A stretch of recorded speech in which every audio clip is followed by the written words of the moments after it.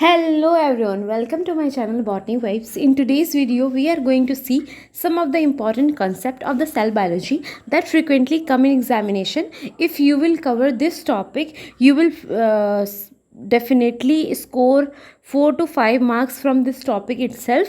So don't skip if you are targeting this CSIR UGC NET license examination. So before also I uploaded many short topics on my channel. If you have not seen yet, so you can go to my channel and see all those videos. They definitely are going to be useful for you and definitely going to be helpful for you. So don't skip those topic at least, and do the PYQ also with that. So I also cover many PYQ of various topics, but whatever topic I discussed in the previous classes, please do their PYQ at least. And if you don't know how to revise all those things which I taught before, so you can see my strategy or and revision video that I uploaded on my channel. So they are definitely going to help you guys, because those are my personal suggestion or personal strategy that is followed by me during my preparation time. So don't skip all those videos. So बिना समय को ज़्यादा waste किए, let's start with our today's concept, that is nucleosome concept. Okay, first of all, before understanding all those things in more detail, first of all we should know what is chromatin. Chromatin is a complex of DNA and protein. It is mainly found in eukaryotes. जब G1 stage होता है cell cycle का, या interface stage होता है cell cycle का, तो DNA जो एग्जिस्ट करती है न्यूक्लियो प्रोटीन कॉम्प्लेक्स एंड की तरह, जिसको बोलते हैं क्रोमैटिन. और जब वो एम फेज में जाएगा तो वो क्रोमैटिन जो है मोर कंडेंस्ड फॉर्म में कन्वर्ट हो जाएगा. That is known as chromosome. ठीक है, आई होप आप लोगों को ये दोनों चीज़ें क्लियर हो गई होंगी. थर्ड चीज़ है कि एज हमारा डीएनए बहुत ज़्यादा लार्ज है और क्रोमोसोम को सारे डीएनए को पैक करके रखना है, उसका मेन फंक्शन होता है packing of the long DNA molecule into the compact structured way. So what it will do, it will involve some protein molecule that come under two categories. First of all is histone proteins and second is non histone proteins. जो histone proteins होती हैं उसको replication dependent histones भी बोला जाता है. ये mainly S phase में सिंथेसाइज होती है सेल के, और जो नॉन हिस्टोन प्रोटीन्स होती हैं वो पूरे ही सेल साइकिल के दौरान सिंथेसाइज होती रहती हैं. और जो हमारा, अब मैं थोड़ा और आपको कॉन्सेप्ट क्लियर कर दूं, कि जो हमारा डीएनए होता है वो नेगेटिवली चार्ज होता है और जो हमारा प्रोटीन है वो पॉजिटिवली चार्ज होगा. और बेसिक उसके पास they are some basic residue found in it and rich in arginine and lysine residues.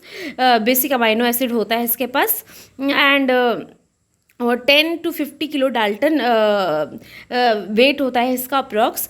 और इसके पास जो न्यूक्लियोसोम हिस्टोन्स होते हैं वो मेनली 4 तरीके के होते हैं: H2A, H2B, H3 and H4. और एक H1 होता है जो कि लिंकर डीएनए की तरह काम करता है. H1 हिस्टोन्स को लिंकर हिस्टोन्स भी बोला जाता है क्योंकि ये लिंकर डीएनए के साथ एसोसिएट करता है. और ये mainly this H1 histone mainly act as a entry and exit of DNA. That what we can say, these are the linker histones that is associated with the linker DNA, and it may lie at the point of entry and exit of the DNA in the nucleosome. Okay, आप इतना I hope समझ गए होंगे कि यहाँ पे आप histone का न्यूक्लियोसोम का बेसिक स्ट्रक्चर भी देख सकते हैं कि यहाँ पे H2A, H2B, H3, H4 present है, जो कि राउंड स्ट्रक्चर से दिखाया गया है. That is orange in colour, and जो रेड वाला है वो हमारा डीएनए मॉलिक्यूल है, और जो ग्रीन वाला है वो हमारा H1 हिस्टोन है, जिसको हम लोग लिंकर हिस्टोन के नाम से भी जान रहे हैं. ठीक है, तो क्या कर रहा है कि हिस्टोन पैकिंग का काम कर रहा है. ठीक है, इतना आप लोगों को क्लियर हो गया होगा। और ये सब मिलके ये सबका जैसे कि सबकी दो दो कॉपी प्रेजेंट होती हैं, जो जितने भी न्यूक्लियोसोमल स्टोन्स हैं उसकी दो दो कॉपी प्रेजेंट होगी और सब कंबाइन करके ऑक्टामर बनाता है। ठीक है, आई होप इतना आप लोगों को क्लियर हो गया होगा। ये वाला पार्ट, ये वाली स्लाइड बहुत ज़्यादा इंपॉर्टेंट है, इसको बिल्कुल स्किप मत करिएगा। इसको मैंने मेनली इंक्लूड किया है क्योंकि इसमें से हर बार क्वेश्चन पूछा जाता है। ठीक है, और बहुत ही ईजी है, कुछ नहीं करना है, आपको कुछ चीज़ें याद रखनी है and that will help you to solve many questions. So stones variants confer different structural properties और न्यूक्लियोसोम।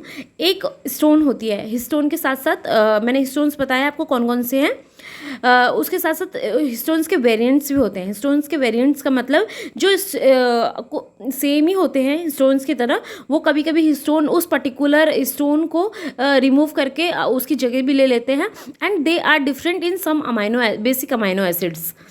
ठीक है, कुछ स्ट्रक्चरल प्रॉपर्टीज़ उसकी डिफरेंट होती है। जैसे आगे कुछ देख लेते हैं। जैसे मैंने आपको बताया है कि सारा H1 H2 H3 सब मिलके क्या बनाता है, ऑक्टामर बनाता है। ठीक है, तो H3 और H4 मिलके डाइमर बनाएगा और H2A और H2B दोनों मिलके डाइमर बनाएगा। ठीक है, और इन सबको मिला के क्या बनेगा, हमारा ऑक्टामर बनेगा। डाइमर डाइमर आएगा तो क्या बनेगा, टेट्रामर। डाइमर डाइमर आएगा, टेट्रामर। तो फाइनली क्या बना, ऑक्टामर। ठीक है, all these stone dimer assemble to form tetramer and finally octamer. H3.3 is enriched in euchromatin and categorized as high stone acetylation. ठीक है, अब जो H3 वेरिएंट H3.3 जो होता है वो H3 वेरिएंट है एक। हाँ, ये मेनली इनरिच होता है यूक्रोमैटिन में। अब ये समझ लीजिए यूक्रोमैटिन होता क्या है। यूक्रोमैटिन इज मेनली क्या बोल सकते हैं हम लोग, lightly stained region of the chromatin, मतलब लाइटली स्टेन होता है और ये एक्टिव कंडेंस्ड क्रोमोसोम है। ठीक है, कि मतलब एक्टिव मतलब जो ट्रांसक्रिप्शनली एक्टिव है। ठीक है, और ये लाइटली स्टेन्ड होता है, मतलब एक्टिव है ये euchromatin. And it is categorised as high. इसमें मतलब यूक्रोमैटिन के ना मतलब दो टाइप होते हैं, एक तो हेट्रोक्रोमैटिन होता है और एक यूक्रोमैटिन होता है। ठीक है, तो जब हम बोलेंगे हेट्रोक्रोमैटिन कब बोलेंगे, कि जब darkly stained region of the chromatin is known as heterochromatin and lightly stained region of the chromatin is known as euchromatin. And heterochromatin is highly condensed as well as inactive, but euchromatin is vice versa, it is not highly condensed as well as it is not inactive in nature, it is active in nature. Okay, तो आपको इतना बात समझ आ गया। और ये high histone acetylation के रूप में भी कैटेगराइज हुआ है। H3 वेरिएंट का एक और एग्जाम्पल है CENPA। आपको बस नाम याद रखना है और कहाँ मिलता है ये याद रखना है। It is associated with nucleosome that include centromeric DNA। H2A point Z variant जो होता है वो H2A स्टोन का वेरिएंट है। ठीक है, इतना आप याद रखिए। न्यूक्लियोसोम की असेंबली कैसे होती है, न्यूक्लियोसोम की असेंबली के लिए सबसे पहले क्या करना पड़ता है, जो हिस्टोन है H3 और H4 का टेट्रामर फॉर्म करता है और टेट्रामर फाइनली डिपॉजिट होगा DNA पे जाके, और जो दो डाइमर फॉर्म करेगा किसके द्वारा, H2A और H2B के द्वारा, जो डिपॉजिट हो जाएगा न्यूक्लियोसोम कोर में जाके, और जो ये फाइनली ऑक्टामर बनाता है, न्यूक्लियोसोम की असेंबली करता है। ठीक है, आप ये समझ गए कि अब असेंबली तो हो रही है, आ भी रहे हैं, डिपॉजिट भी हो रहे हैं ये स्टोन्स। अब ये करता कौन है, ये सारा खेल जो है वो होता है चैपरॉन्स के द्वारा। ठीक है, चैपरॉन्स जो होता है बहुत ही क्रूशियल होता है incorporation of stones into the nucleosome के लिए। ठीक है, इनकॉर्पोरेट करता है स्टोन्स को न्यूक्लियोसोम में। ठीक है, स्टोन्स जो होते हैं स्कॉटेड होते हैं बाय द हिस्टोन्स चैपरॉन्स। ठीक है, जहाँ पे इसकी सिंथेसिस होगी वहाँ पे उस डिलीवरी साइट पे ये पर्टिकुलर चैपरॉन हिस्टोन को डिलीवर करने का काम करता है। ठीक है, बहुत तरीके के चैपरॉन्स आइडेंटिफाई हुए हैं, जैसे न्यूक्लियोप्लाज्मिन, ASF anti silencing function 1, HIR proteins, CAF that is known as chromatin assembly factor 1 and NAP1 nucleosome assembly protein 1. ठीक है। जो हिस्टोन चैपरॉन्स होते हैं वो क्लासीफाई होते हैं आइदर H3 और H4 चैपरॉन्स की तरह, जो जिसका एग्जांपल है CAF1, ठीक है। CAF1 का अभी मैंने आपको फुल फॉर्म बताया, क्रोमैटिन असेंबली फैक्टर 1। और दूसरा टाइप है इसका H2A H2B चैपरॉन्स, जिसका एग्जांपल है NAP1, ठीक है। NAPA1 का मैंने अभी बताया full form, nucleosome assembly protein 1, ठीक है। तो इतना आप लोगों को ध्यान रखना है कौन सा चैपरॉन किसके लिए काम करता है।